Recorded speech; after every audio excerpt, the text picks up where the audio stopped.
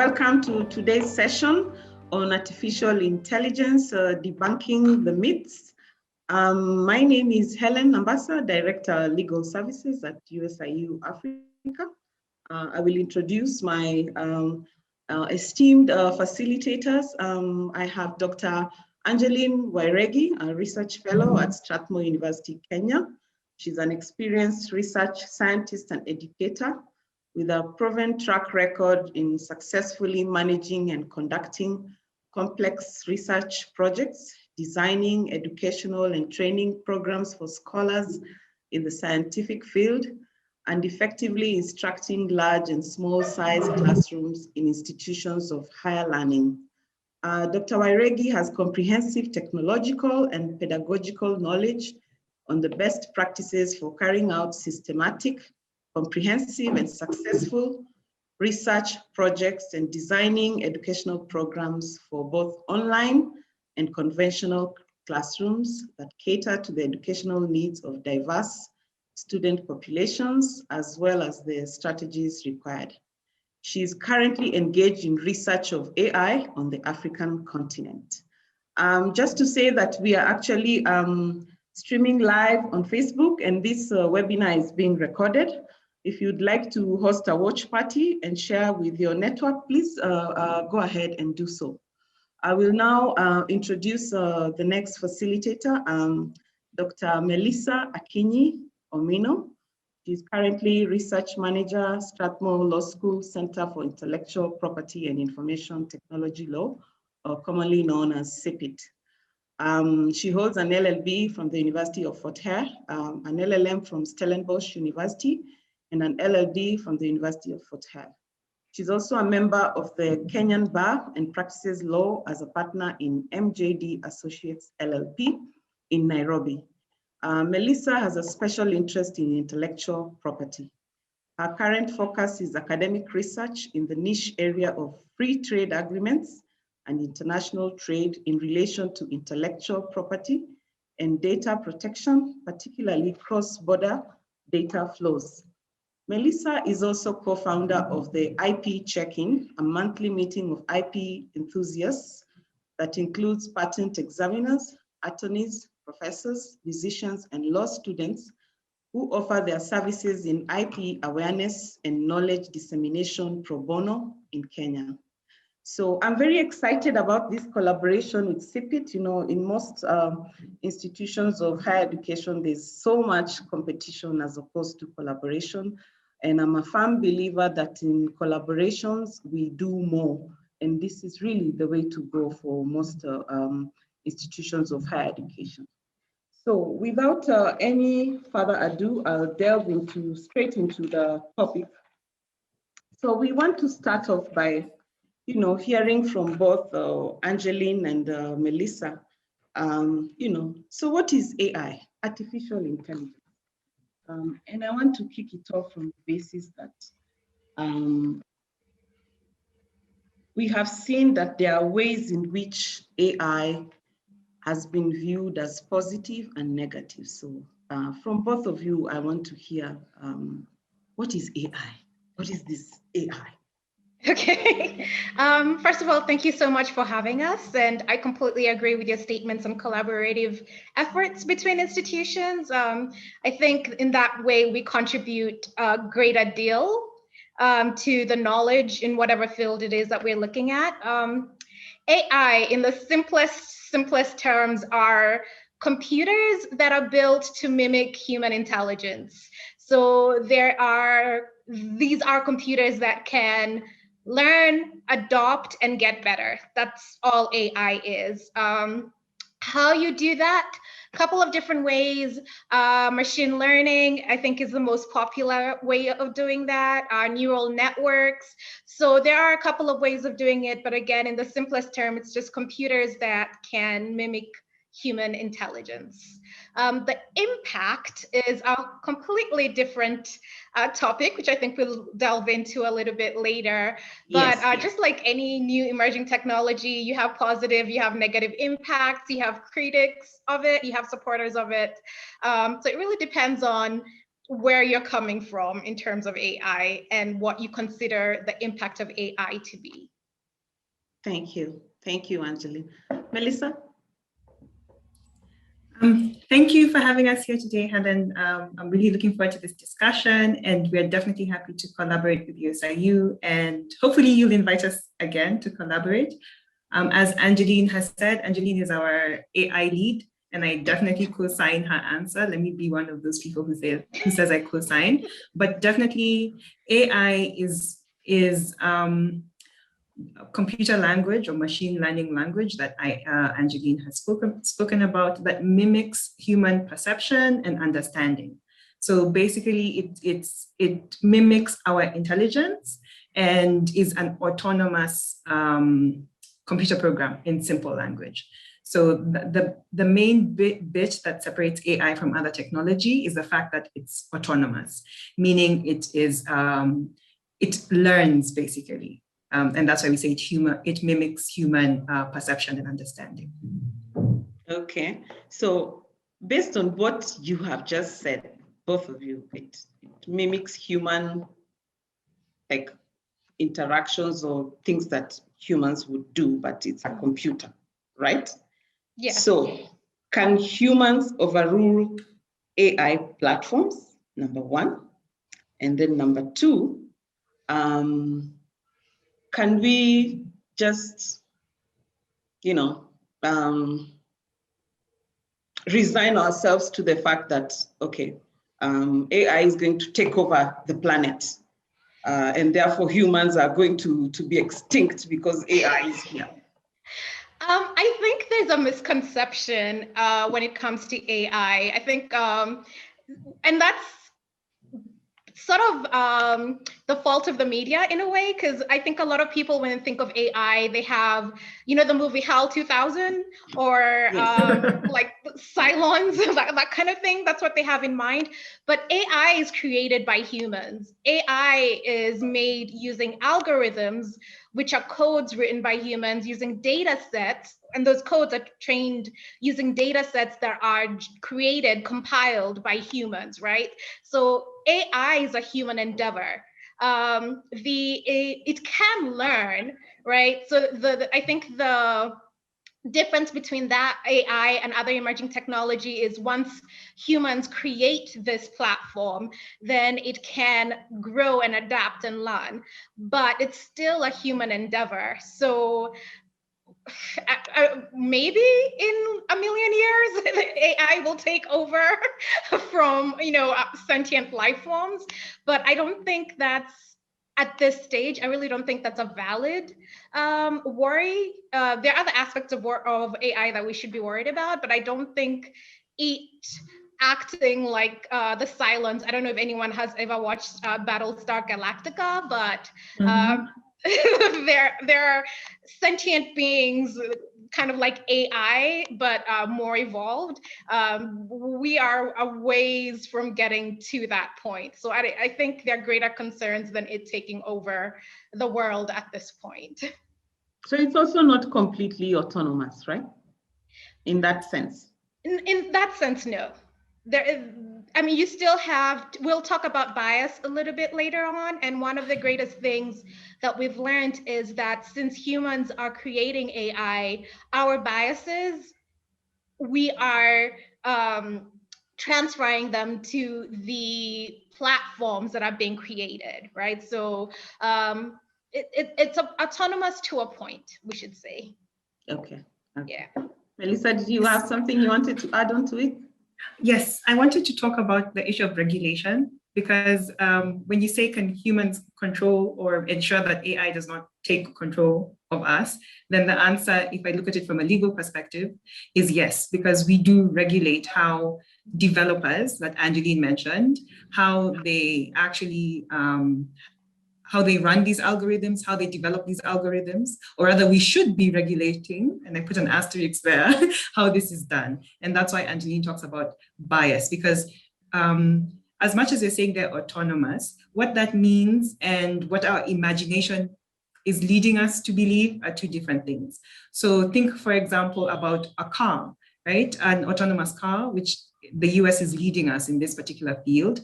They can change lanes, they can reverse into parallel parking spots, which I hate. So that's a lovely thing for me.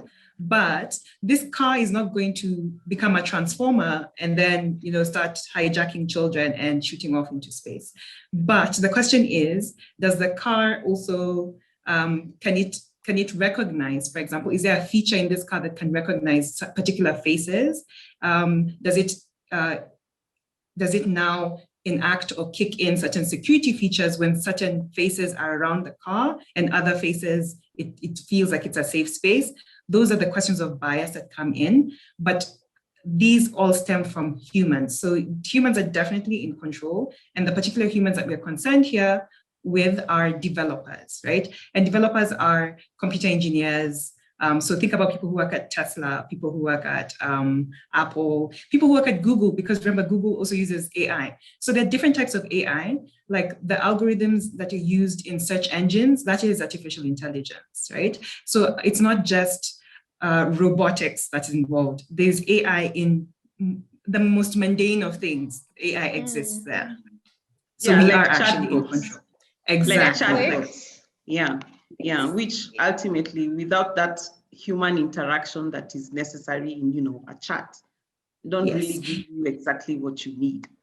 Exactly, and they learn. And so when we say they're autonomous, you can find, for example, a chat box that first learns how people chat with each other and then can mimic, and it'll say exactly what certain groups of people say.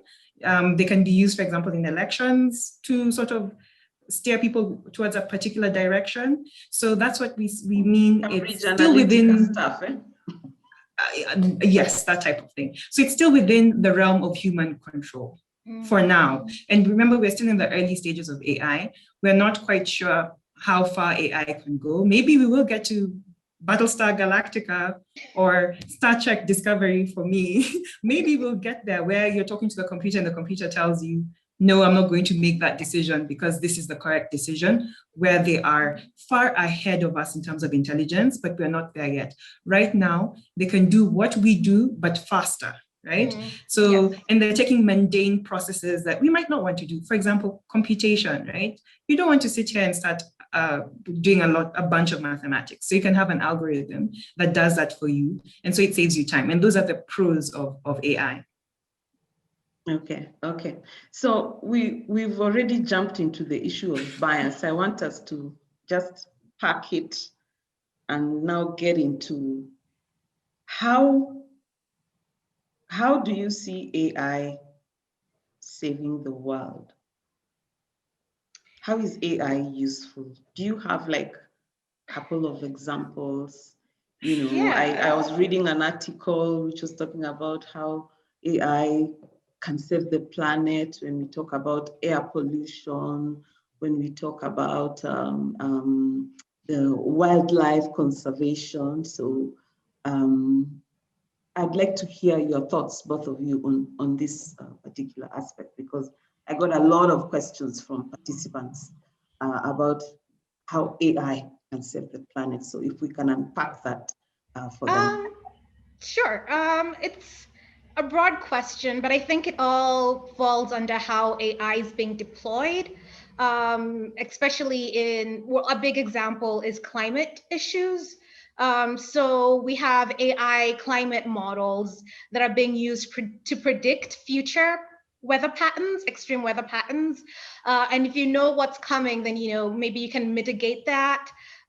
We have AI that's being used in farming, like a large portion of AI, especially in Africa, is being used in farming. And these smart farming tools are being used to, use more conservative agricultural methods. So conservative meaning methods that don't deplete soil nutrition, for example, or methods that utilize water sources a little bit better, methods that protect the environment, in other words. And on top of that, they're being used to help farmers utilize methods that also increase crop yields.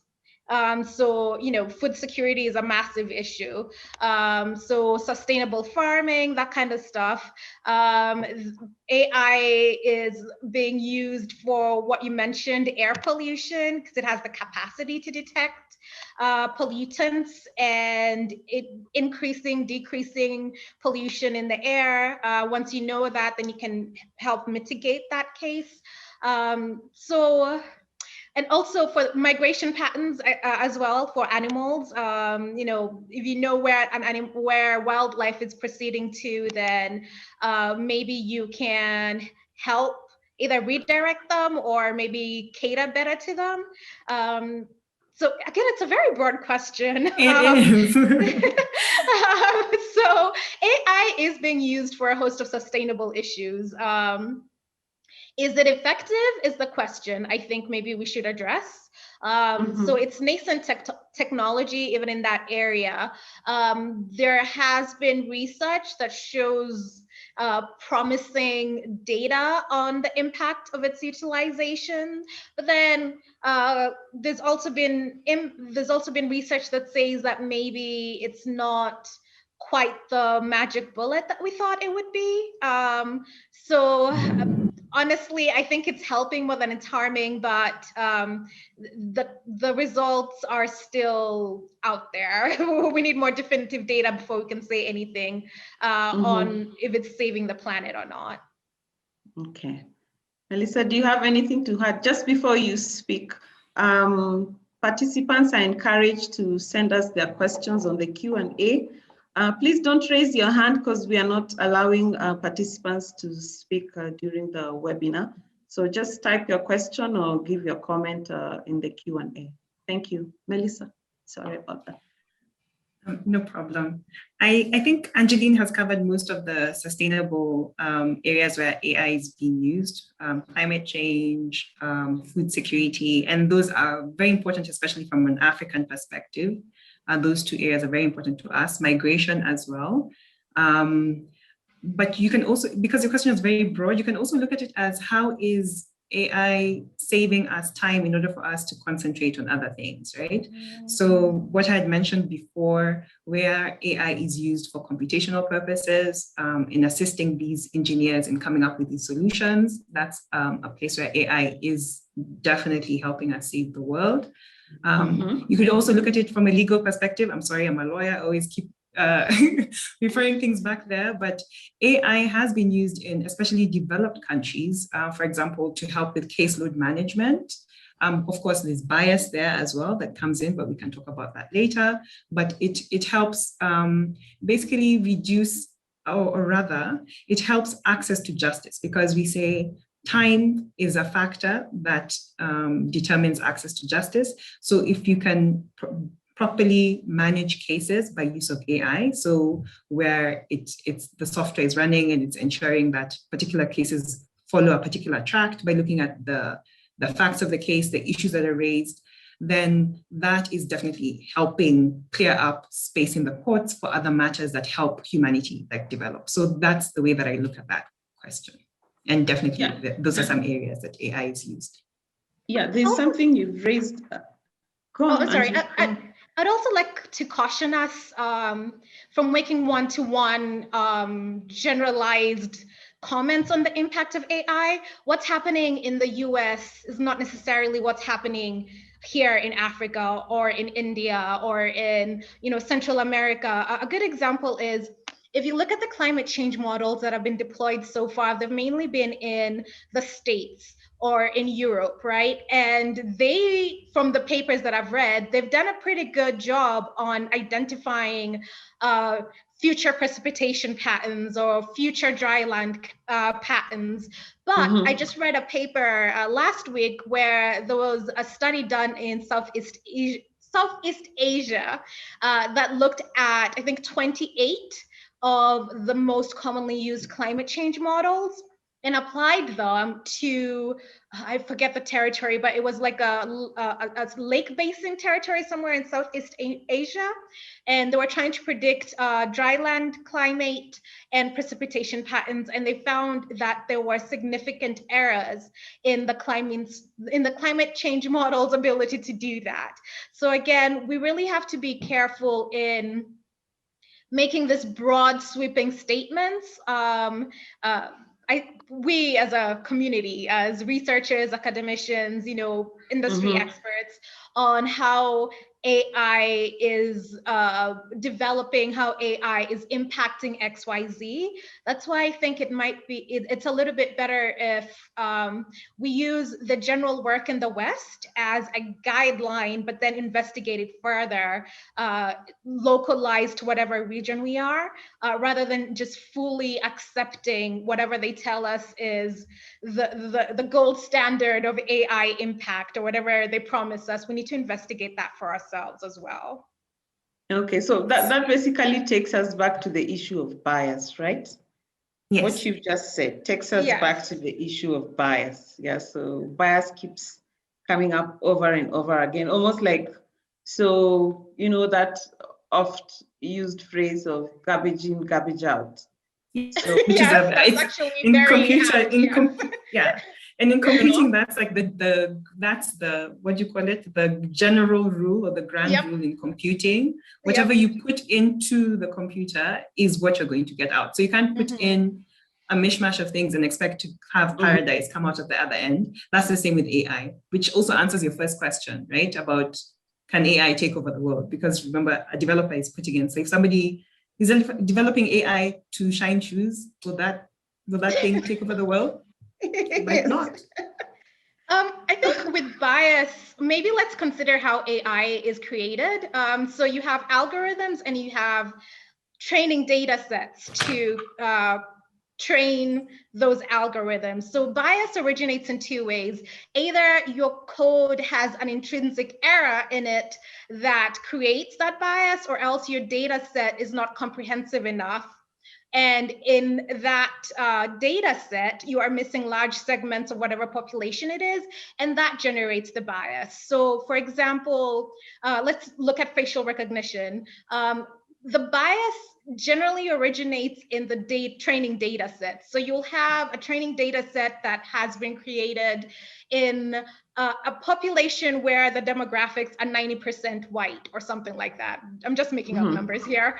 And then you use that same training data set and apply it to another demographic where you have a larger population of people of color, right? So the algorithm doesn't have a guideline, a baseline on how to identify those people of color. So you get bias in that way, right? So it has errors in detecting Black men, Black women, women from Asia, that kind of thing. So really, bias is because of human error in AI. So any discussion that we're having for AI bias, we can always just circle it back to human error. Yeah, so in summary, what you're saying, these systems are only as good as the data they use. If the data for some reason is biased because of the way it's been collected or the processes that were followed, then AI is prone to detecting that and perpetuating that bias. Yes, exactly. That in a nutshell is that is exactly what bias in AI is about.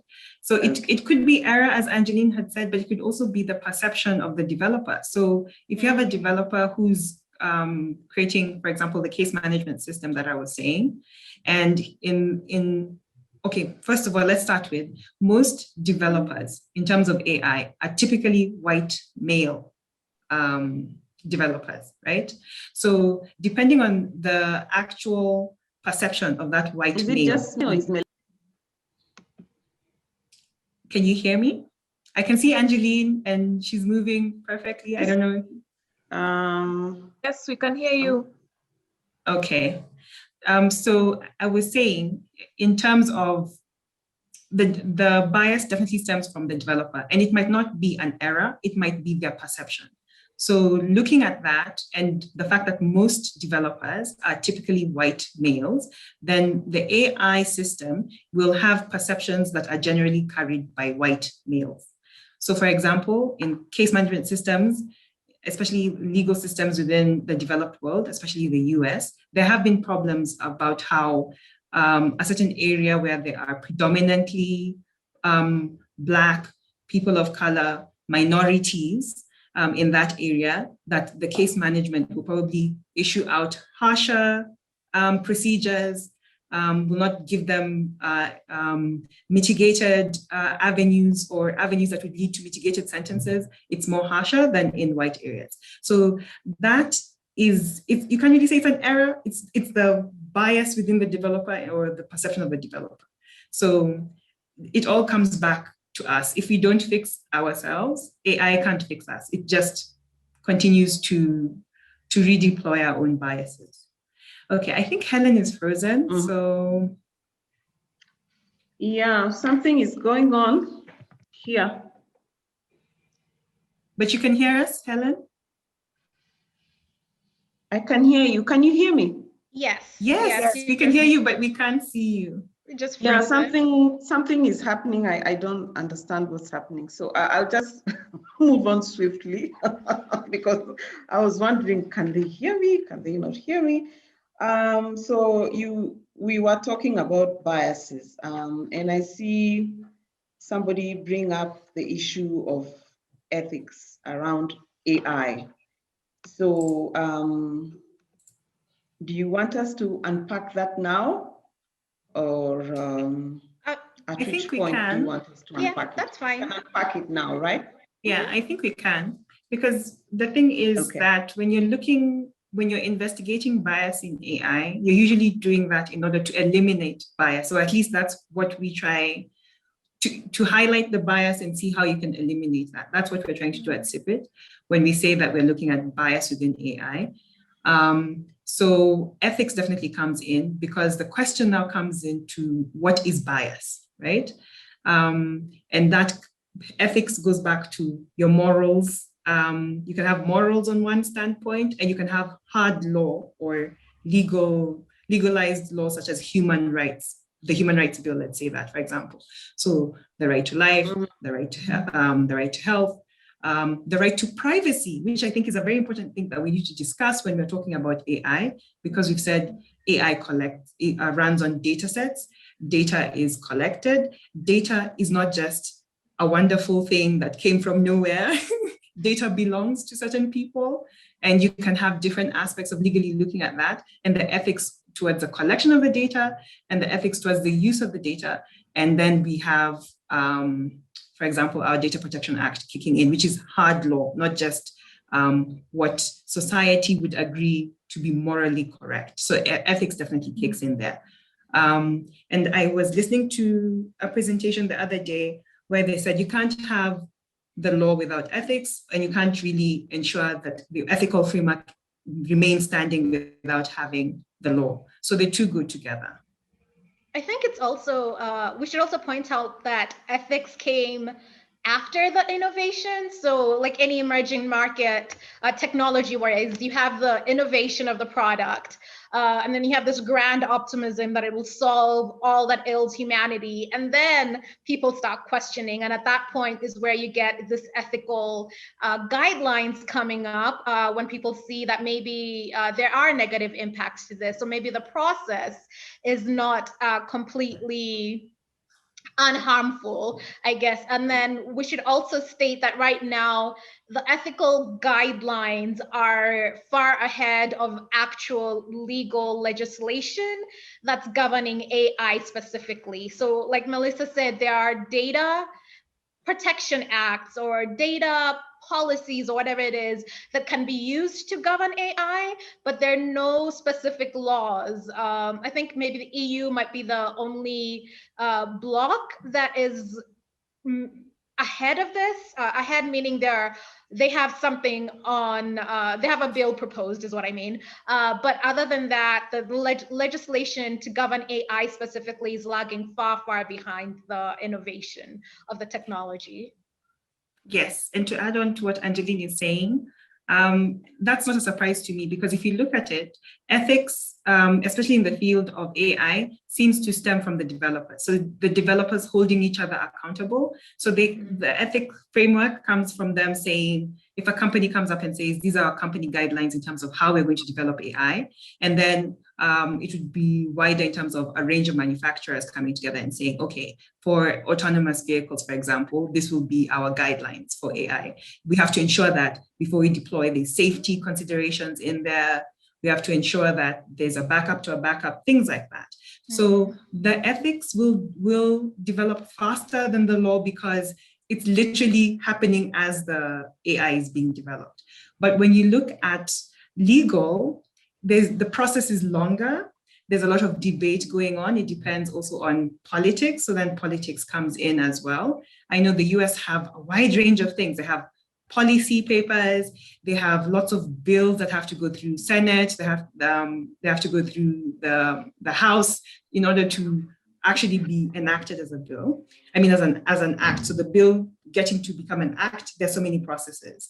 But even within the EU, we've had interesting conversations with some consumer federation alliances where they're talking about AI, and specifically the algorithms, and how those are regulated. And now that's interesting, because you have groups of consumers coming in to say, hey, we have these particular considerations that we want the industry, right, to look at, but we're coming to lawmakers to sort of make the industry meet us halfway. So if Europe is still grappling with that, here we are way behind. But it's good that we're having this conversation, because definitely these things are happening.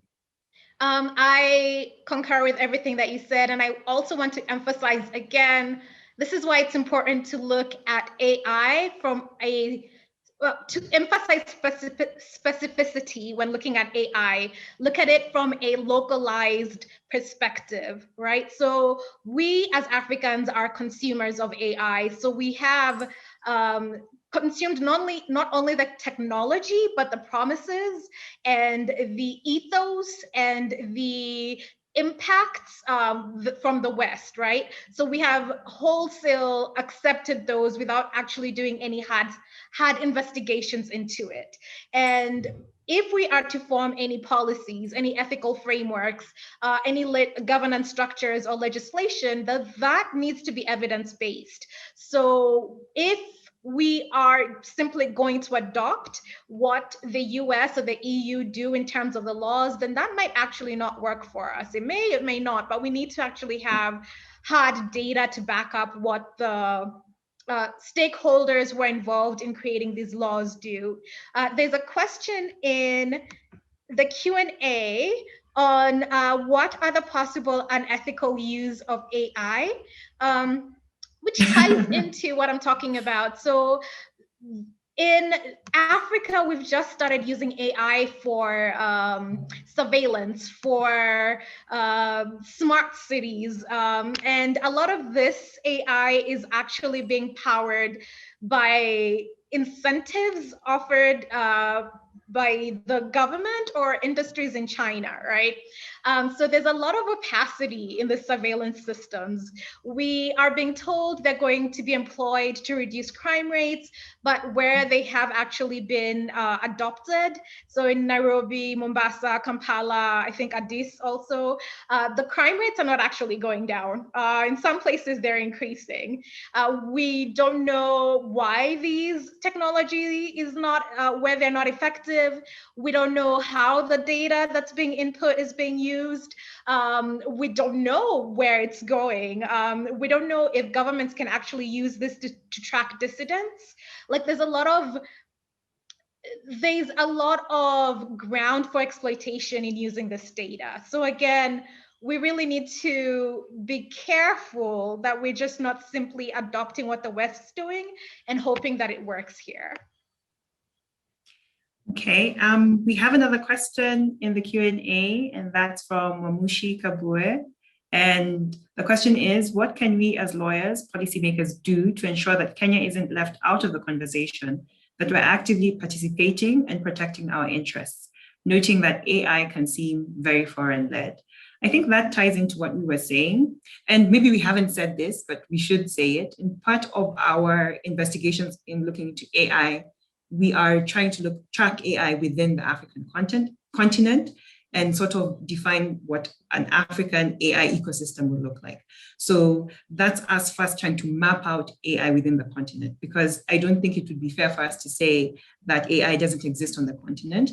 We just need to first characterize what type of AI exists and then move forward to the next step. So most of what we are finding so far is that the AI that's on the continent or African seems to be largely based on what we call open source software or open source algorithms that are developed in the West. So our question is, as Angeline has just said, can we wholesale take these algorithms as they are and apply? And probably the answer is leading us to say no. And that's how we take part in the conversation to ensure that we are developing AI that meets African needs and is also based in our own ethical frameworks and legal frameworks. So how do lawyers and policymakers ensure that we're not left out of the conversation? Start the conversation wherever we are. This is an example of starting that conversation. If you're interested in this area, you could start speaking to policymakers if you do know them. And if you are one, this could be somewhere that Parliament can start thinking of just a national AI policy document in terms of where do we stand. I think we do have a national ICT policy document, but you have to dig a little bit deeper to see what the connection with AI would be. So we need to actually think about AI practically and as a standalone and start answering or directing our minds to how we would like to frame that in the Kenyan perspective. So if you do those things, I think we would have answered that question. I think also to add to that, I think we also need to tackle the issue of digital literacy. Digital literacy, I think, is the lowest on Africa as a whole. And you can't really expect people to participate in creating this governance structures if they don't know what they're participating in, if they don't know what the technology is, how it might impact them, how it might be used to exploit their, let's say, data privacy, for example. For example, a lot of the smart farming apps that are being used in Kenya are actually being utilized by smallholder farmers, and these are farmers in the rural areas. This is not based on hard data, but I'm just going to say I'm assuming that a lot of these farmers are not really up to date with the issues of data privacy. So they get these apps, they input whatever information they are told to input in good faith because they're promised they will get this data, this information at the end that will help, whether it's crop yields or revenue, whatever it is. So they're not really aware of the issues that could come from inputting this data into this AI platforms. And that's because no one has taught them, no one has told them. So I think we really need to tackle the issue of digital literacy before we can be sure that the populace is fully equipped to participate in creating these legislative structures that would protect their rights. Okay, while we're still waiting for Helen, we're going to tackle questions in the Q&A. So if you have any questions, please do pop them in there. So the next question is from Omolola Odubekun. I hope I've said that properly. Which Kenyan and African universities have good AI programs at this time? This is a very broad question. I don't know exactly what type of program you mean, but to give an example, AI can be tackled from different areas. We are tackling it from a research, sort of legal research perspective, though Angeline is going to very quickly tell you that she wants to get some time on a supercomputer. So she's going to do some practical, look at practical aspects of AI by running a few algorithms or developing a few algorithms ourselves. But I would say people who we have collaborated with in terms of a different wider network would be Makerere University, the University of Witwatersrand, that's in South Africa, or Wits University.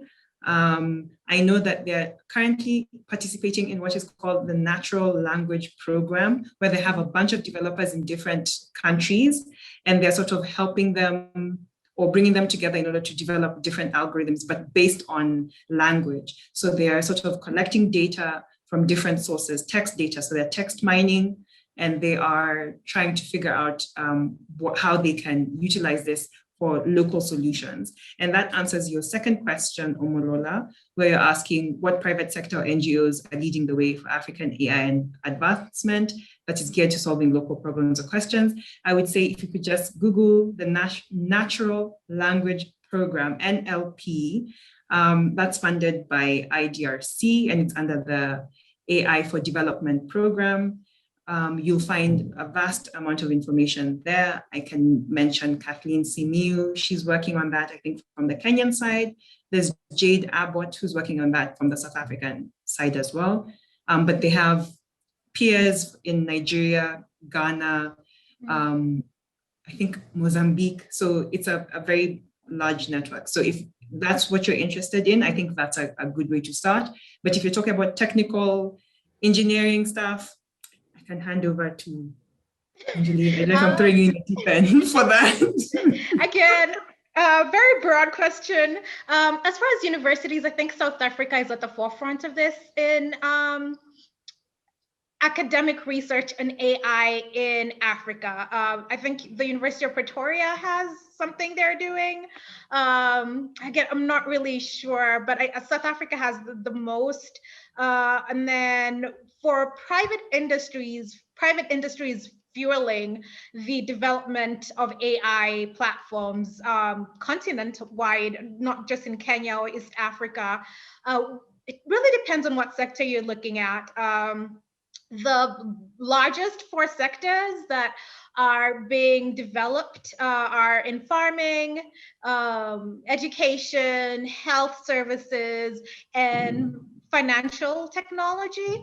I think those are the 4 biggest ones. So honestly, very vague answer, but I would say Google AI platforms in X country or in X sector, and that might help you a little bit. I don't think we can really give a comprehensive answer to that, but I hope a little bit of information that we offered helped. Yes, and especially if you look for the AI for Development program that's funded by IDRC, you'll find a list of institutions in Africa that are dealing with AI. Most of them are academic, but not all of them are academic institutions. Most of them look at the legal perspective of ethics frameworks, but some are actually practically doing stuff with algorithms. So it depends on what you're interested in, but that's a good place to start. I'm back. Hello. Hi, Helen. I'm back. I don't know if some AI algorithm somewhere decided I need to disappear from this webinar. Sorry, I was having a bit of challenge with my Wi-Fi connectivity, but I'm back now. I see you've answered some of the questions that were in the Q&A, and I wanted to go further into the ethics of AI by posing this question. So AI has real potential to use client data to create tailored recommendations and communications, okay? But what kind of, let's say if I was a bank, what kind of ethical practices would you recommend that I put in as because I'm exposed to a lot of client data if I'm in the financial services industry. So what ethical practices do I implement, and how do I make my customers feel safe? And when I talk banks, I'm also talking about this one. It's telcos, talking about telcos. How do I make my customers feel safe that, this data I'm collecting is for their own good, because I want to make certain solutions for them? I think before you even start implementing anything, you need to have ethical considerations at the forefront. So there have been instances where AI in fintech has been found to have bias against low-income households, right? Because you are training them with data sets. And if a large portion of those data sets are showing that members of this particular demographic or maybe this particular socioeconomic section in society have a greater chance of forfeiting their loans, right? That goes into the algorithm and that goes into the output. So if someone from this particular demographic or this particular neighborhood or this particular socioeconomic whatever comes in for a loan, then they have a greater chance of being denied. So I think before you even start thinking about implementing any ethics, you need to make sure that the algorithm that you're utilizing is trained with a data set that is comprehensive enough that the issue of bias is eliminated or at least mitigated. And then once you have that, then I think all the usual data protection privacy issues come into play. Like you can't collect the data, financial data from your customers and like sell it to an external market or something. But I do think before we can get into ethical implementation or ethical framework implementations, considerations is the first thing that we need to do. And with that, I will throw it to Melissa, the lawyer.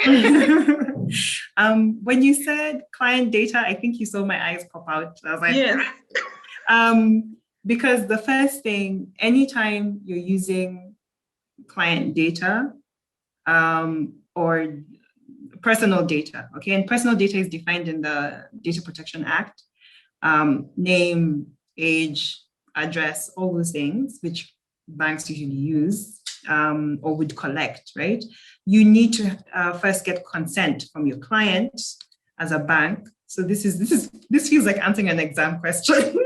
So this hypothetical bank needs to get consent. Consent is a major issue in the Data Protection Act. I'm speaking now locally in Kenya. You have to get consent before you use that data to do anything. And the consent must be informed consent, meaning yes, you must tell them exactly what you're going to use the data for. So you can't just put it in a form. You know how the forms are very tiny font and it's front and back and you have to like read it. So when you're signing, when clients are signing these forms, you have to initial the first page and then the last page, and you think it's just you're in a hurry. No, you need to read. Clients also have to read what this is because you could be giving over very precious data. They say data is the new oil now because yes, of the current age that we're in. Knowledge is power. But as the bank has to first identify itself, is it a data processor, a data controller under the Act? And for both those particular roles, there are obligations or duties for these people under the Act. But one thing that's very clear is number one, consent. And just not even speaking legally, speaking as a client to a bank, I want to be comfortable that my bank is doing the right thing. And the best thing it can do is have a conversation with me about my data, and I'll be comfortable with what my bank would do. So sometimes banks are not, or people who collect data are not as ominous as I tend to presume, because legally speaking, you always think about the risk first. You never think about the opportunity. So I would always say that it's best to clearly define what you're going to use the data for. And that clear definition sometimes is very disturbing to developers, because we also work with developers who say, well, we're not quite sure where we're going to end up with this data. But give as much information as you can. Are you going to use it for an app? Are you going to use it to develop an app, for example? You're not quite sure what the app will do, but if you're going to sell the data, that's another problem. And that's where cross-border data flows come in. Our Act is still a very shaky framework because it needs regulations to go along with it to help it now fully cover the land. But I can give you examples in Europe, where in Europe, you're not allowed to transfer clients' data, personal data outside Europe, unless the country that you're transferring that data to, number one, has adequate or similar, very similar protection as Europe. That's number one. Number two, they also have a data protection commissioner, such things like that. They have a data protection office, but rather just ensuring that data protection is also paramount in the country that will receive this information. So that bank has to have those considerations. I have faith that banks do this because the occupation of a data protection officer is becoming a mandatory thing, because they are data processors. They use data in order to deliver services to you. So I would say anytime I hear data, think the act, think that you're ensuring you are definitely following what the act is telling you to do. But number one priority is get consent from your client. But I should also add on and say, even though you get consent and whatever you're doing goes against the act, you're still liable under the act. So you can't say my client gave me consent to use this information and the particular use is prohibited by the act. So Data Protection Act must go together, and also explaining to your customer what you're going to do. It doesn't mean that, oh, you can just use the data because you believe that the end product is going to be useful for your customer. You have to involve your customer from the very beginning. So, but we are still operating on very shaky ground, I guess, because, and now that we've talked data, we also talked data protection. So I'll give you, an instance. It's common now. Let's say I go to restaurant X and use M-Pesa to pay my bill. Next thing I know, restaurant X will be sending me all sorts of promotional stuff or suggestions. Oh, Helen, today you can have the salted caramel cake or whatever. This is our special. So we are still on very shaky, Yes, we are on shaky ground because the act was only enacted in 2019. That's one. The Data Protection Commissioner was only appointed at the end of last year. And last year is essentially a lost year because of the pandemic. So it's just now that the Data Protection Office is being set up. It's just now that they're staffing. It's just now that there was a public participation call for the regulations. The regulations need to be developed in consultation by the Cabinet Secretary, in consultation with the Data Protection Commissioner.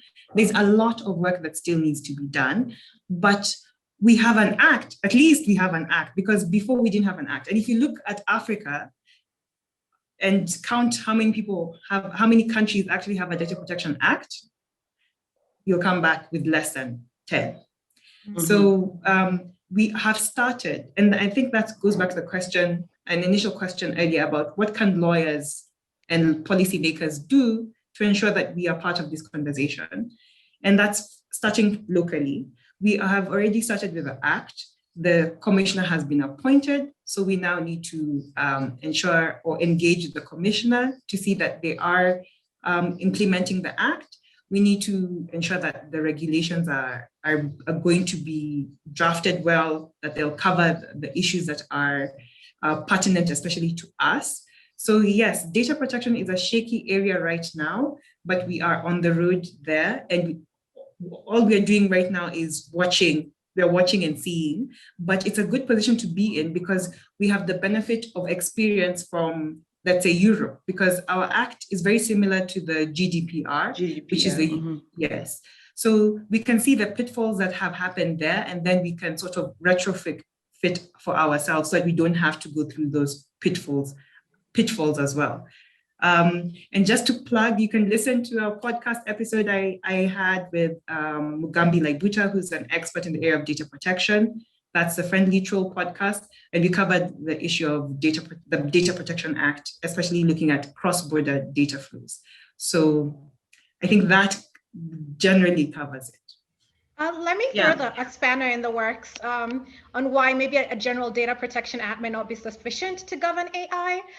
One of the main differences in AI with other technologies, AI has the ability to form ecosystems, right? And within this ecosystems, AI technology can actually communicate with one another. So you might have consent, and you might actually be using the data that you collected in the right way as organization X.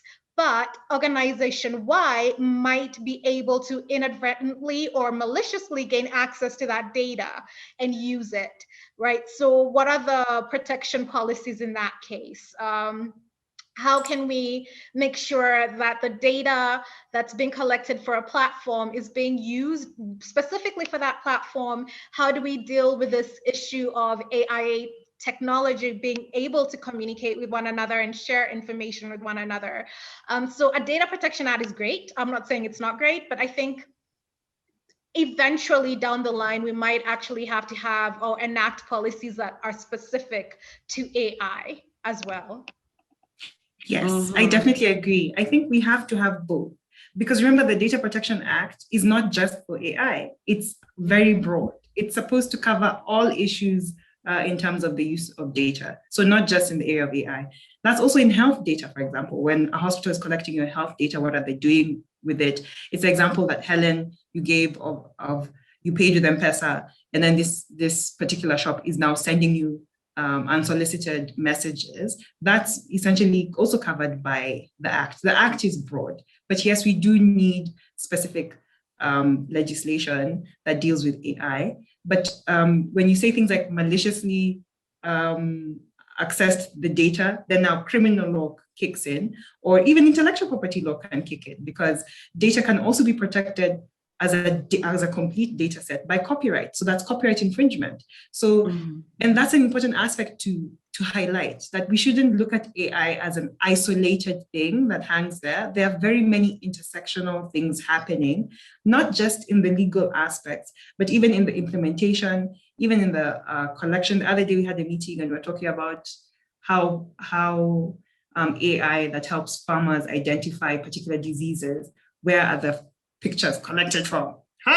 Different legal area is kicking in. Yes. So you need, if you're dealing with this aspect of AI, you need to open your mind a little bit. And there are areas that we haven't even thought of that will definitely become an issue. And that's what Angeline is saying, that we would need to regulate that as well. So we can't just say, there's data protection and so we're good to go. No, we definitely need to develop more legislation, and it might even need to be sector by sector. So we might need to have a sector for health only, a sector for financial services only, and then have central bank involved and have the Kenya Bankers Association involved. So it's possibilities are endless. And telcos too, particularly telcos. Yeah, so there's a question here. I'm not sure that Tevin wants this question. Yes. So he's talking about Stanford publishing its annual AI index report that highlights the number of research and journal publications that have been published around the world related to AI. I think you have answered this question though, in some way. What stood out is that according to the report, Sub-Saharan Africa contributed just 0.3% of the total number of research projects published around AI. So he poses the question, what can we do to improve this standing and compete with our peers? You know, where is Africa in all these things? It's a multifaceted problem, right? Like what we're seeing is the output of a lot of issues in the input.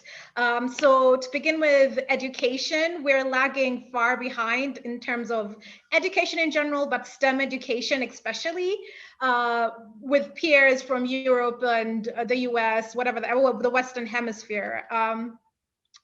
In terms of infrastructure, I think we have the most expensive internet, but also the most inaccessible internet. So in terms of infrastructure, we're lagging way behind. In terms of funding, we don't have access to the same funding opportunities that, let's say, people in Silicon Valley have, right? And you need money to make this apps. You need money to get your software off the ground. So it's a multifaceted problem.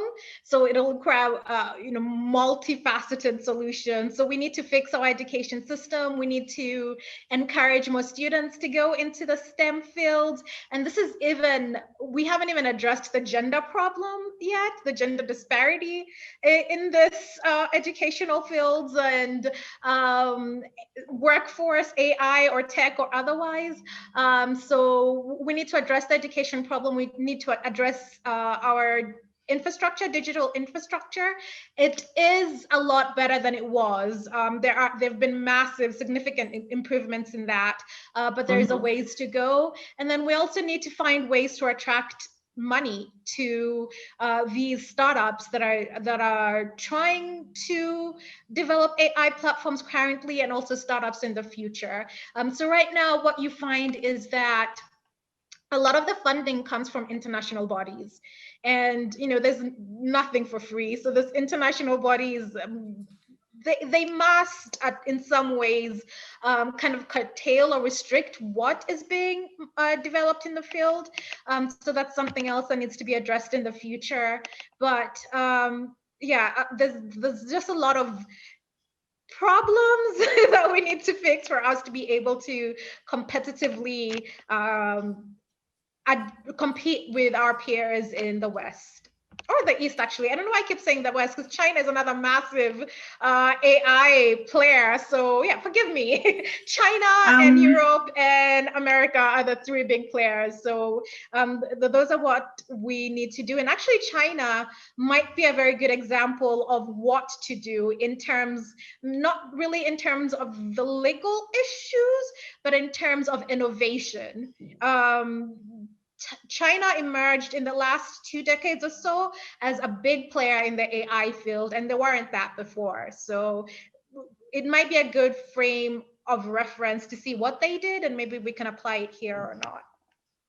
And let me also ask, should we also be concerned that we are not showing up in Stanford's index? Because that's Stanford's index. Why don't we have an African index? Why are we trying to compete with Stanford? Because their issues and their interests are different from us.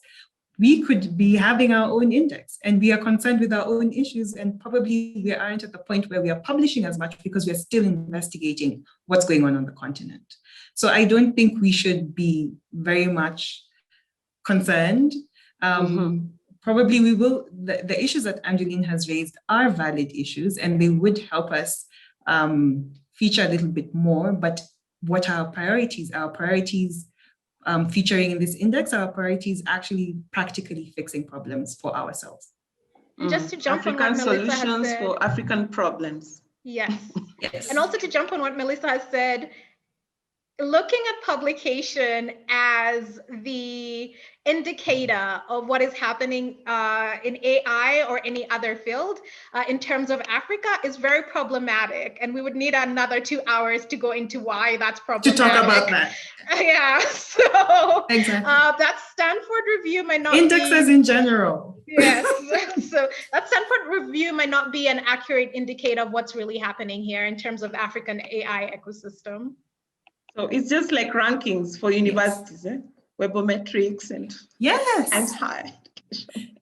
And you see, we also have to always interrogate, where is this index coming from? What is it meant to measure? Are we part of what they're measuring? Should we be concerned? So we should be concerned with our own indexes. We should be concerned with our own issues. We should be concerned with the research that is going on here that might not fit neatly into Stanford's index, but definitely would paint a different picture in terms of what's going on in Africa. And that's what we are trying to do with our AI project. And that's why we need to perhaps deploy AI to do those sorts of things for us. I mean, AI would have the capacity to do it if someone programmed something and use it for that. It has the capacity to do it for us. Yeah, so that feeds into this question by Essie Magaju on Facebook. Do you think AI will widen the gap between developed and developing world?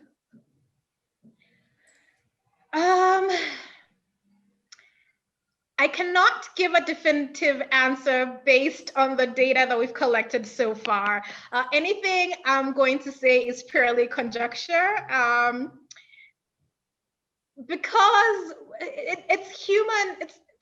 It's like any other emerging technology, right? It depends on how we deploy it. So right now we're in this sort of era of techno-optimism in Africa as far as AI goes. We believe that it can be used to literally fix whatever problems we can think of. That is the framing right now. I'm not saying that's actually true, but that is the framing right now. This was what was happening in, let's say, the US when it first had AI platforms being adopted by the populace in a large manner, right? So it was the same techno-optimism. This will fix the crime rate. This will fix the food security. This will fix financial problems. And then a couple of years down the road, we see, well, there's all this bias. It's not doing X, Y, Z. It has helped in this manner. Maybe it's not helping in this other manner.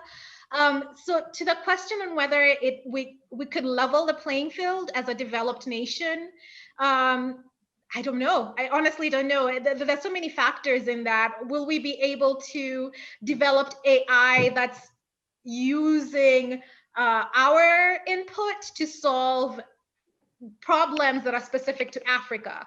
If that's the case, then maybe we have a chance. If all we're doing is adopting AI platforms from other international bodies, then we have to wait and see whether they have the capacity to fix local problem, specific problem to us, and then what the impact of that would be. And also, this is a controversial statement, so I'm going to say that. There's other opinions of Angeline, and maybe not CIPIT as a whole, but we also have to think of how we are developing these programs in terms of funding issues. Because if we are using money from international funders, if we're using soft loans from China, for example, to buy the technology, then that just puts us more in debt, which is what's been happening on the continent, since colonial times. Something happens, it's good, we need to develop it, we get money from overseas, and then we're beholden to them in one way or another. So short answer is I don't know. I really don't know. Maybe Melissa has more insight. I'll be a lawyer and ask what are we defining as the gap that is being widened first? Because there is the perception that the developing world is always less than the developed world, and that's not always true. So we always have to ask ourselves, from where is this question coming from? Are we talking about technology? Technology-wise, well, we've also found out that the advancement in technology is not always a good thing, and it's not something that always needs to be universally applied, because we are not trying to be another mini developed country. We have to first figure out what makes sense for us. So that would be my initial question. But if we look at it in a different angle, we should not try to chase technology or chase the developed world just for the sake of qualifying to be developed. We need to look at it in terms of how can we utilize technology so that we are better within our own standards. And I think even the questions, I don't know if you've touched this already, Angeline, but when we initially looked at AI, the questions that come up are, what then happens to job security or the labor force in Africa? Because majority of the labor force in Africa are manual workers. So then now we develop AI and then people don't have jobs. So what happens, right? And it doesn't mean that we should not develop AI. It means that we are now identifying other problems that we must tackle hand in hand as we are gearing towards advancement to technology. So I'm not really concerned about widening the gap. I'm more concerned about solving our own problems.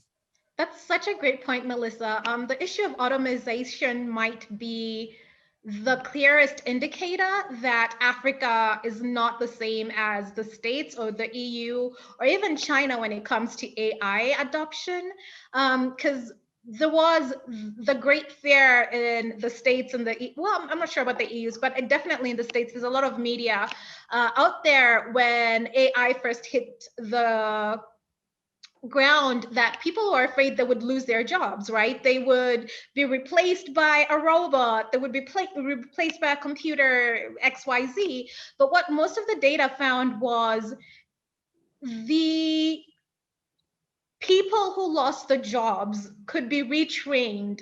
So either retrained to a different skill set that they could apply on this AI machines or something similar, or retrained into another skilled labor, or retrained for entry into another skilled labor force. So they did a similar study in Africa, and I'll see if I can find it again, on the issues of automizations and the loss of labor. And one of the biggest concerns is, one, the unskilled labor force here on the continent is so much larger than it is in Europe and the States. I have no idea about China. And second is the issues of retraining are not the same. So if you are saying someone from a rural area loses their job, let's say they're a tea picker, and they have a new machine that's going to pick this tea leaves now, right? They've lost that job.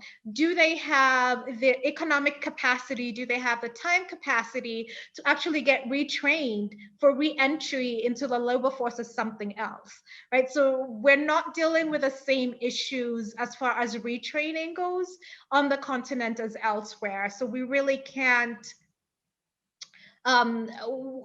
really adopt the same solutions either.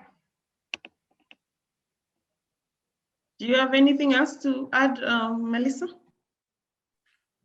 No, that's it in a nutshell. We have to focus on ourselves. I think right now trying to do, and that came out in the beginning of this talk. We said doing a one-on-one comparison is not going to shed any light at all. It might just make us a little bit cynical towards AI, or cynical towards what we can actually develop. But we are running our own race, and we need to pick what works for us. And that means we first have to understand what our problems are and what it is that we need to advance, not just take wholesale whatever is happening there. So if we're talking about the widening of the gap, that has to be like a one-on-one comparison, which doesn't work for us. Especially if you look at how AI is deployed here, we are not really talking about autonomous vehicles in Africa. We are talking about food security. These are basic needs, right? Food security. We're thinking about climate change. We're talking about communication language, right? Text mining in order, for example, a developer in Nigeria wanted to get his phone to translate his mother's text to him in a particular native language into English, right? Because he was losing touch with his native language because he was studying abroad. Who in the US is going to be doing that? Like, that's a very specific that's an African problem. So we can't now say that that's not an advancement. How do you then determine the widening of the gap in technology in that instance? That's a very specific African problem that the rest of Africa can understand, even though they don't understand the native language. The particular circumstances make sense for us. Food security makes sense for us, right? So I think we need to reframe how we look at these issues. Yes. Not comparing an orange with a banana, Yes. Or an apple. Okay. Now, there's something that Angeline said that I think we'll dedicate the rest of this conversation to. And that has to do with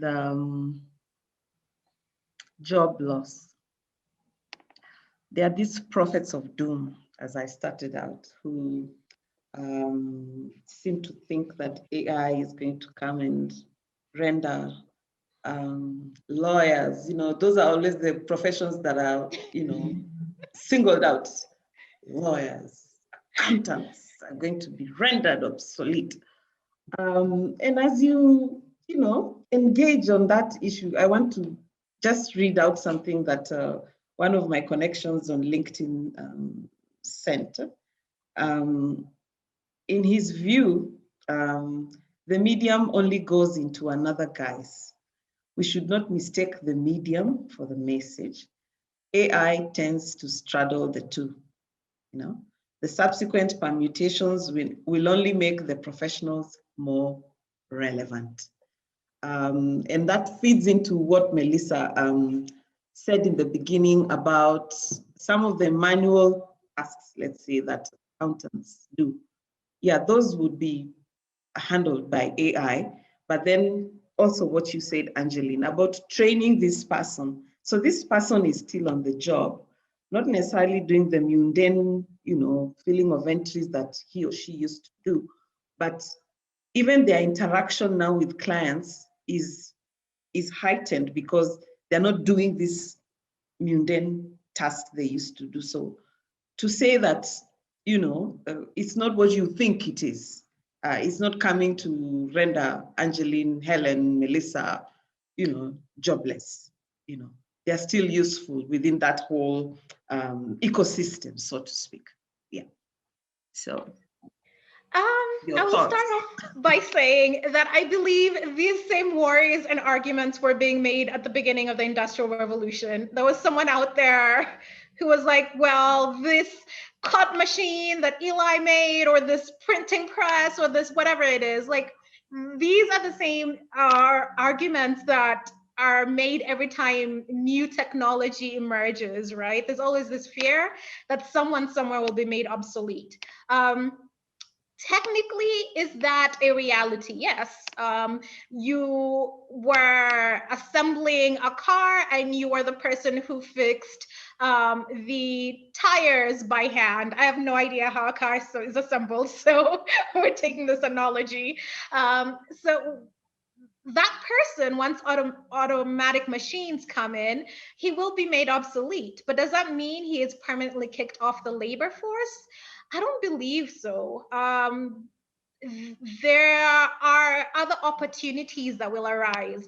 So he's either going to be retrained or he'll find another way of getting back into the labor market. Will there be greater problems in terms of labor, loss of jobs, or displacements of people?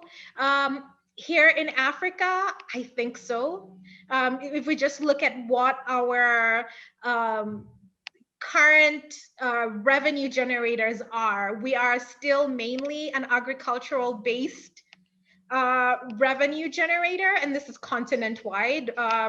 We still heavily rely on agriculture, and on top of that, we rely on smallholder farmers as our main type of labor, or our main, the type of labor we have is from smallholder farmers. So there are a couple of problems that go into that in terms of how would we be able to retrain this specific type of worker. But then, before I even say that, we also have to consider, are these specific types of workers actually going to be affected by AI? Because what we're seeing on the continent right now is the types of applications that are being adopted by smallholder farmers are not so much those that automize a problem. So like autonomous tractors, we don't have that, right? What is being used are apps that help farmers get their produce to the marketplace, or provide data that will help them farm better, right? So soil data, irrigation, blah, blah, blah. That's not gonna affect labor in any way. So we, one, have to make sure that we are actually going to face these impacts of labor loss. And then two, the solution will really depend on the demographic that we're looking at. The good example actually is the chatbots. that they use in banks. I mean, I'm sure before those came around, someone was employed to do that job, like reply to emails or pick up that call. So I think there needs to be a study to see if that actually if that actually led to a net loss of jobs, or if they were simply retrained and reshuffled within the organization.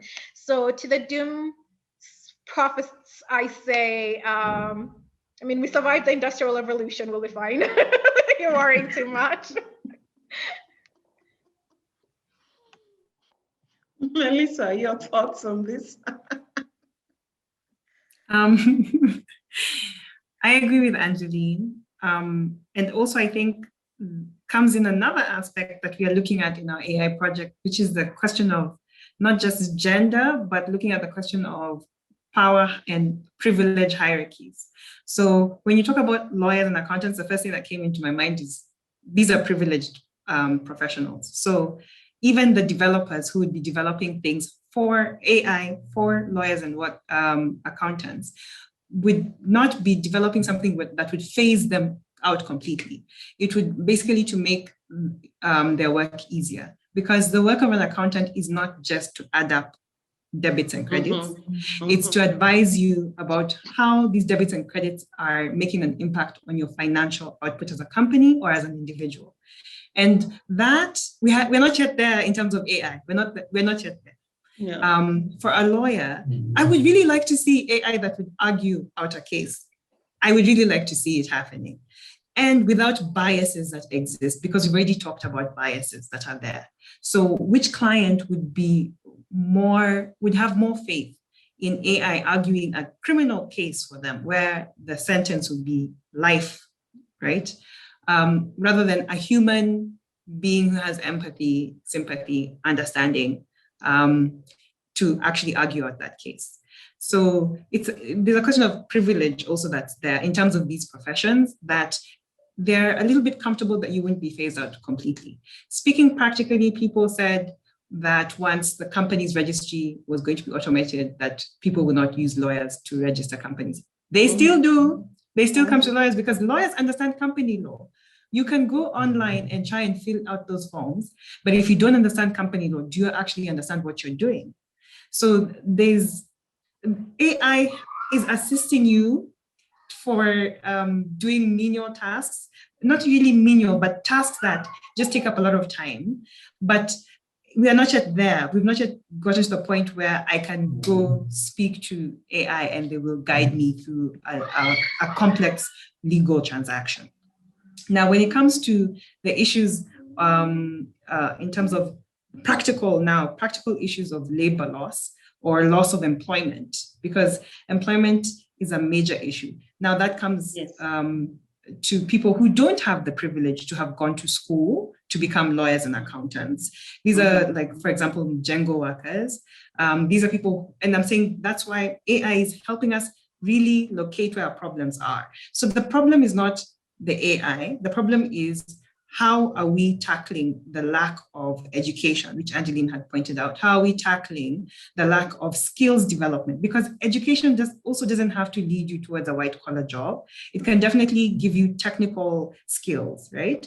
And then these technical skills can be complemented with AI. It doesn't mean that AI will completely wipe the person out, but might help them make a better product. That's another way of looking at it. So if we wholesale take European types of algorithms that come from a capitalist sort of structure where they want to eliminate certain workers to reduce costs and make higher profits, then we're doing the wrong thing. And that's why I say we have to always go back to the beginning as to why we are deploying AI. Exactly. So we have to have African AI systems that make sense for us.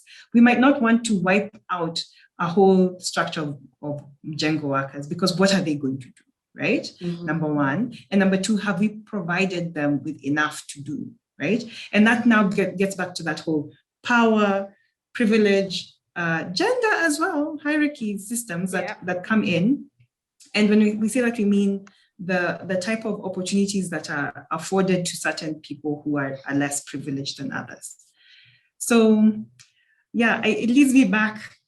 We have to, our foundation in terms of why we are deploying AI, how we are deploying, what problems AI needs to be solved is a major, major thing that we have to first deal with before we can jump on to making conclusions that AI is negative or positive. We have to first understand ourselves. Yeah, and in that question, in that answer, you've already answered this question. Again, by SC Magaju, what's the future for jobs with AI deployment in Africa? And let me also add that we should say that maybe people will become the developers, because remember the ecosystem has the developer right there in the center. These are the people who are writing the algorithms, right? So you have a new function, or a new job that that parents will be forcing their children into, not just lawyers, doctors. Now you'll be told, can you be a developer? Now go be a computer engineer and focus on AI. Yeah. So there are opportunities that can come up, but you have to be very conscious in terms of how we are dealing with particular problems. But even the scope of problems change with AI coming in. We'll need lawyers who specialize in AI. We'll need accountants who understand AI ecosystems. So it's not just shutting down, but other opportunities might flourish as well.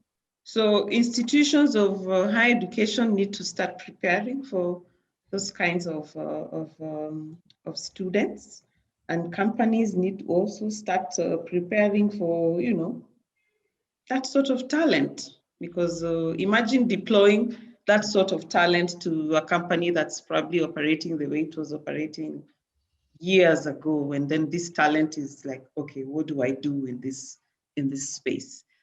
So lots to contemplate and think about. There is a question that was asked about how to navigate AI in media and entertainment industry. Did you answer that question when I was off? We did not. I'm not quite sure what they mean. Do they mean how AI is being deployed to aid media issues, yes, or is it how the media is framing AI?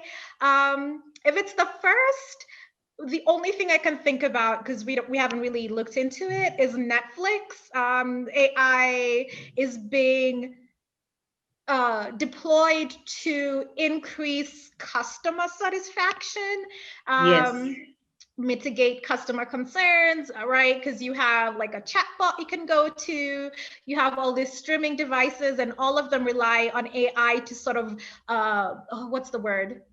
Curate shows for you, right? I'm sure there's an AI algorithm in Netflix headquarters that is trying to figure out how it can get you to buy into a more expensive package, or in Showmax, it's kind of the same thing.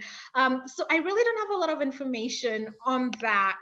I think for me personally, the more interesting aspects of media and AI is how media is being used to further AI penetration by how it's framed within the media by different stakeholders. So again, what we're seeing is majority positive framing of AI technology, both in the States and the EU.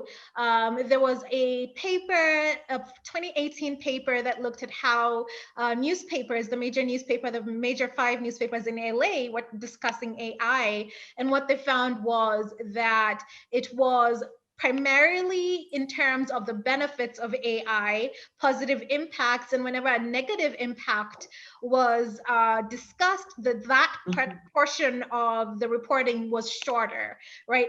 Less comprehensive. There have been a few media stories out there, mostly concerning AI bias. So the Google one, I don't know if anyone remembers the Google one on how they had a recruitment tool that was biased against women, that kind of thing. But those pale in comparison to just the over outpouring of positive media, and that positive media impacts how we as a populace think of AI, right? That's why we're so eager to adopt it. We don't question it. We don't question what Netflix is doing with our data. We don't question what all these fintech companies are doing with our data, because we have been programmed, might be too strong a word, but I'm going to go with programmed, kind of been programmed to think of it as in purely positive terms. So I think for me personally, that is the more interesting question when it comes to AI and media. I mean, is it all propaganda? Is there a kernel of truth in there? That's something I think should be investigated. And we're trying to do that in our projects as well. We're trying to see how AI is being framed on the continent, and then see whether that actually tallies with what's happening on the ground. Yeah, and you're right about Netflix, because Netflix does send you messages on, okay, so you can watch this, since you already watched this, you can watch this or the other, you know, and there's a whole list for you of next thing to watch. Yeah, so that's definitely AI being deployed. That's an AI algorithm. They're like, you watched blah, blah, blah. You will love this next. You're like, all right. Yeah. Melissa. I think Angeline tackled that question really well, because I was like, this is a very broad question. I was not quite sure. And media is so broad. What type of media are we talking about? It's so broad. So mostly might be digital media, like Netflix, what we've talked about. Could also be This actually came from a DJ. This came from a disc jockey. I think they would need to tell us, is it in terms of an algorithm that would come up with a playlist or something? I don't know. Like, that's a very, and then again, it goes back to the DJ can actually work with the developer to come up with something that this particular sphere, and then that's something that would work for them. I'm not quite sure, but I think Angeline's response was really great in terms of how do these media platforms interact with AI? That's something that I would like to hear from them. How are they anticipating to interact with it? These are some of the research questions that we ask ourselves. So some of these things, there are no general answers to. We need to really get specific. Lawyers like to say it's a case-by-case basis according to the facts, that the answer will change. So I'd like to get a little bit more information before tackling that question. Thank you. Thank you. So we had a question on adoption of AI in medicine. That is a great question. So there currently, if you do a comparative analysis of how AI is being used in Africa versus, in the States, EU, I leave out China because China, for all intents and purposes, as far as AI information is concerned, they might as well be behind an iron curtain. Like, there's no information out there. But if you look at, if you do a comparative analysis between those two regions, the differences are stark, really. So in Africa, the AI being developed, and there is AI being developed just specifically for health issues, it's being developed to overcome, or as a stopgap measure for infrastructural problems. And when I say infrastructural problems, I mean the lack of enough qualified doctors, right? Lack of access to medical facilities, lack of access or time to visit medical facilities, information on medicines, etc., etc. When you look at it, in the States, in the EU, it's being deployed primarily for higher level medicinal procedures. I'm not quite sure how to phrase that, but not basic primary healthcare needs, right? So they're not deploying it to diagnose you with the cold, or, like that kind of thing. They're deploying it for high level surgery, for example, like neurological surgeries. And then the other thing that using it for is to improve patient care, to improve patient care. So whether that's in terms of digitizing health records so they're more easily accessible to help with diagnosis, that kind of thing. So we're primarily using AI in health to cater for our basic primary healthcare needs. So you can't go to a doctor, you can use this app to diagnose what's going on with you.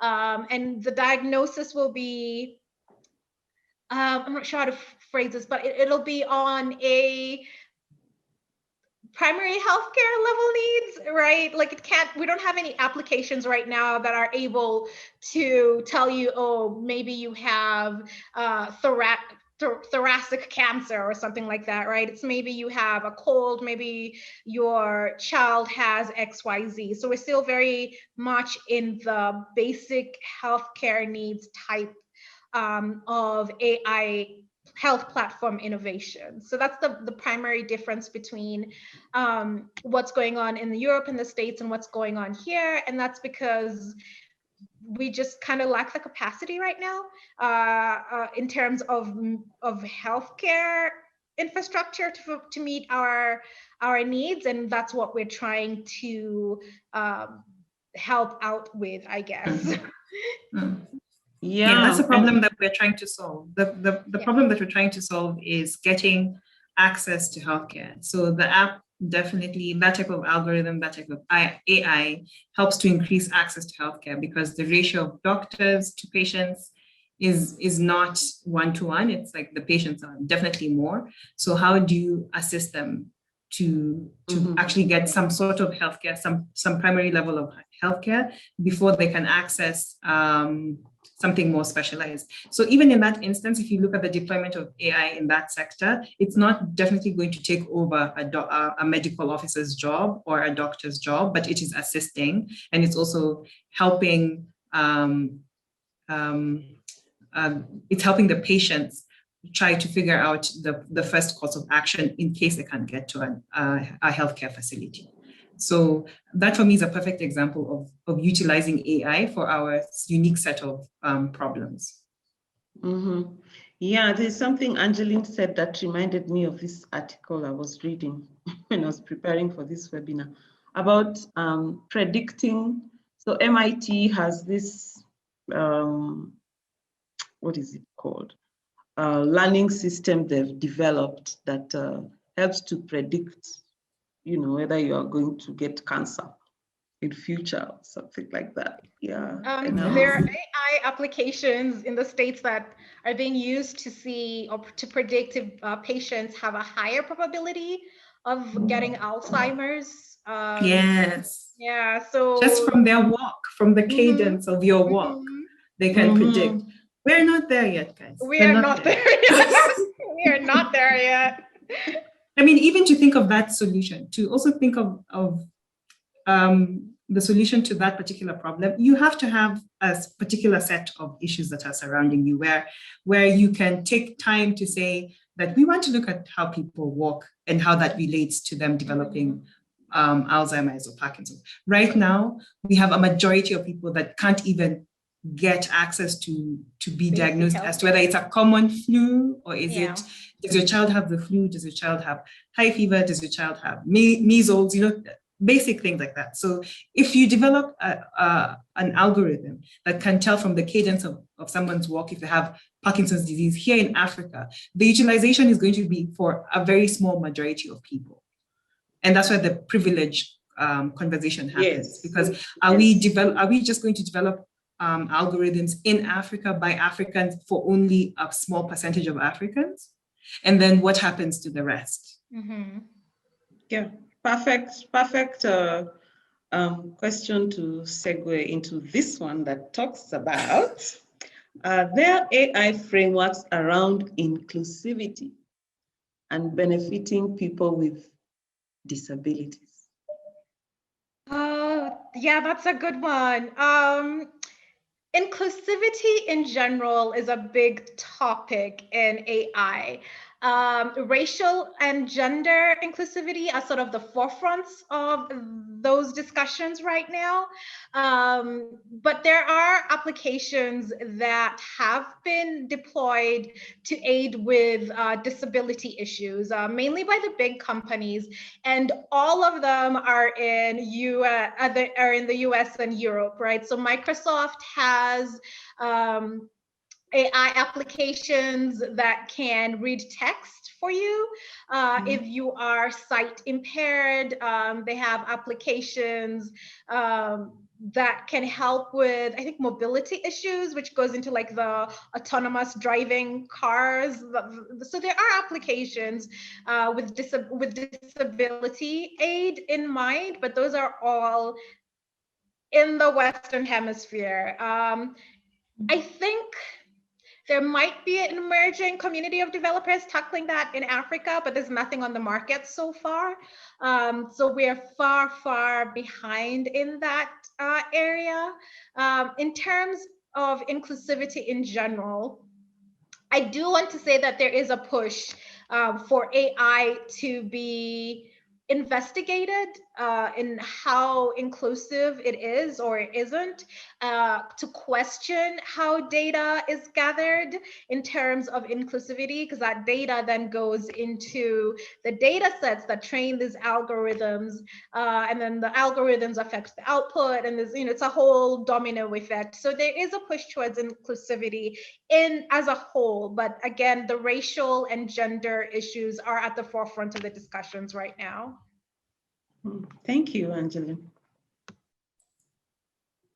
Yes, so I also want to say, if we hadn't said that before, that we are in the process of mapping the type of AI that's used on the continent. So we can't say definitively that there is none that's dealing with the differently abled. We cannot definitely say that. That's part of the work that we're doing to try and map out what ways is AI being deployed in. So we've started out by looking at farming, looking at food security, and definitely we are going to map up as we come along, or as we come across these different deployments, issues that deal with differently abled people. Now, for inclusivity, that's definitely a part of our project, and we're looking at it from a different lens. We're looking at it in terms of who are the people who are developing this apps, because, I mean, algorithms, or developing AI, or the machine language.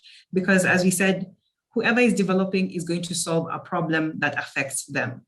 So if there are, for example, no women involved, then none of the problems will assist women. If there are no, if we're just if we're not really developing algorithms, but we're just taking algorithms from somewhere else and trying to deploy them for the use that was used somewhere else, it doesn't really help us map what is going on here. So the answer will be, we are still looking out for that. We haven't come across that yet. That doesn't mean that it does not exist.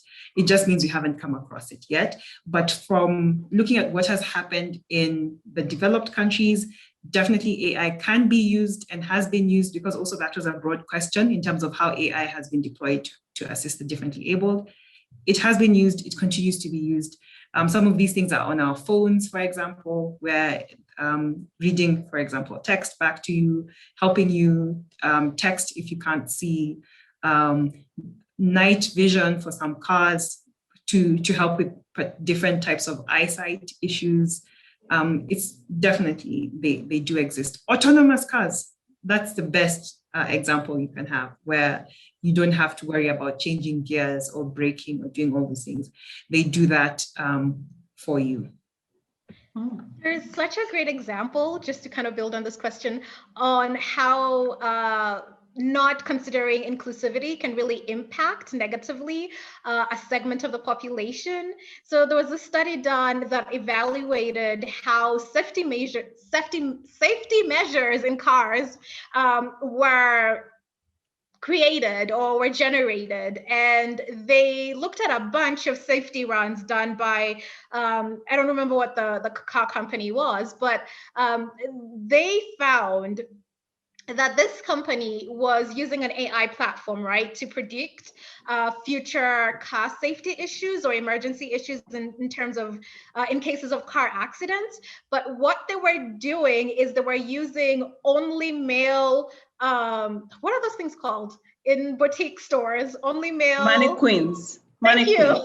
Only male mannequins to generate this data when they do the lab car crashes, to generate this data. So they was actually reported issues where the car safety bags being deployed hurt the women in the cars, because the data that was the data that generated the car safety bag, how it was fixed, what the pressure was, blah, blah, blah. That data factored in the women's physiology. So I like, in hindsight, of course, you're like, why wouldn't you have something that mimicked women's physiology while you're doing this? But I think that's such a great example of the negative impacts of not being inclusive in this AI development process across the board. What can happen when that happens? Thank you for that example. Yeah, actually, when you see most of those videos, it's male mannequins. It's male mannequins, yeah. Yeah. So we have 12 minutes left, and I just want to give each of you an opportunity to give me your parting shot before I wind up this very informative webinar.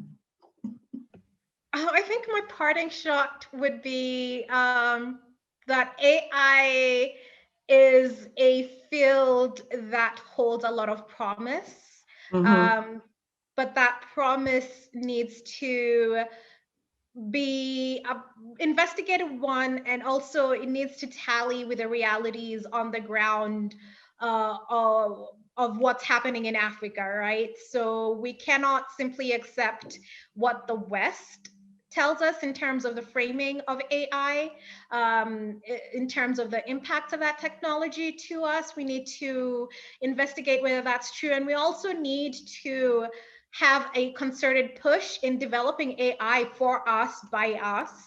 And that will require a lot of changes in the infrastructure, whether it's educational, financial, digital, on the continent. And I think that will take some time. So it's an open market right now for AI in Africa, whether you're a developer, whether you're in academia doing the research, whether you're in the legal profession. We are at the starting point of this revolution. So there's quite a lot to do, and that means there's a great opportunity for everyone in it. Thank you. Melissa? Yes, I think tying to Angeline's last point, my parting shot would be an invitation to people, to everyone in all sorts of sectors, to actually get involved with the issue of AI, not only just development, but also problem solution making. Why I'm saying this is that a lot of people are intimidated when they hear artificial intelligence. They think that it's only the purview of computer engineers or genius mathematicians or NASA, and that's not. And then when I say NASA, I mean the aeronautic, the guys. Yeah, I know. Not the other. So space agency in the US. Thank you. Yes, that's what I mean. Astronauts. Let me say that. They think it's only astronauts who are involved with AI, but AI is deployed for use in everyday life, and therefore everybody who is interested in this area has a say, and in especially identifying problems that AI needs to solve on the African continent, not just trying to copy paste. Copy pasting sometimes works, but it's not a good thing. I'm saying this because especially in the legal space, we do a lot of copy pasting in terms of legislation that we find abroad and just use that here. We need to be more about finding out what our actual problem is and then solving that problem, not doing it the other way around or trying to retrofit.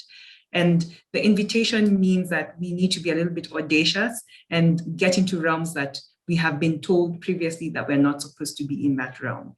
So getting in there, you'll find that it's not the monster that you thought it was. It's not as complicated as you thought it was. And you require a different subset of people in order to come up with just one solution. So my parting shot is a call for everybody to get involved in this area. Thank you. And my parting shot, before I do a vote of thanks, is this quote by Fei Lee. I believe today our intention was to debunk the myths around artificial intelligence. And I know we have done justice to that, thanks to both of you. So my parting shot is this quote. I often tell my students not to be misled by the name artificial intelligence, based on what you just said, Melissa. There is nothing artificial about it. AI is made by humans, what both of you have emphasized today, intended to behave by humans, and ultimately to impact humans' lives and human society. Wraps up everything we've said today.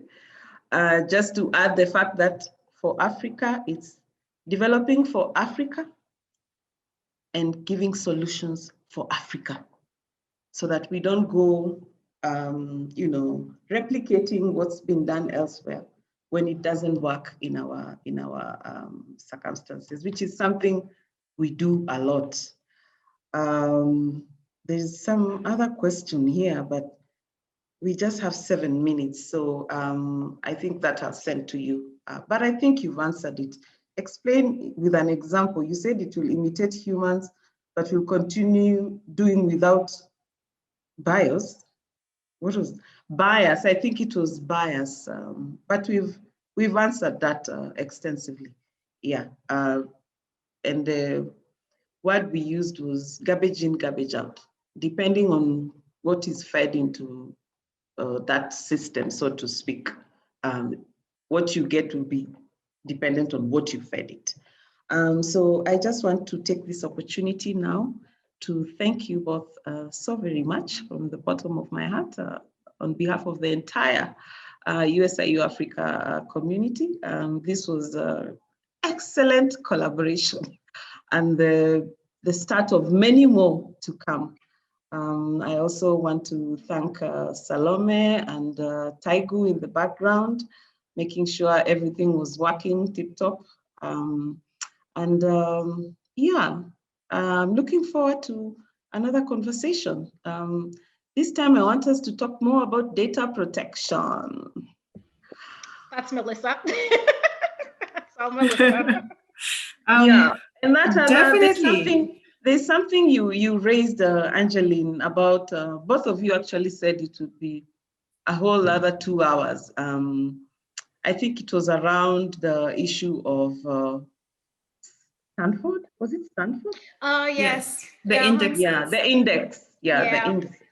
Yeah. So we can arrange to have a discussion around that. But thank you so much. Have a great weekend. We will share the recording, of course. Yeah. Thank you so much. Yes, definitely. Thank you, Helen, for having us. Thank everybody for attending and asking us questions. And we hope you will definitely look up our website and find out some more information about this project. And if you'd like to partner with us, we're definitely willing to hear from you. So thank you so much. That was a good discussion for a Friday afternoon. Yes, it was. Thank you to all the participants, including our Chancellor and former chair of the University Council, Dr. Lola Odubekum. That's the question you were answering earlier. Yeah. Okay. Thank you. Bye, girls. Thank you. Bye.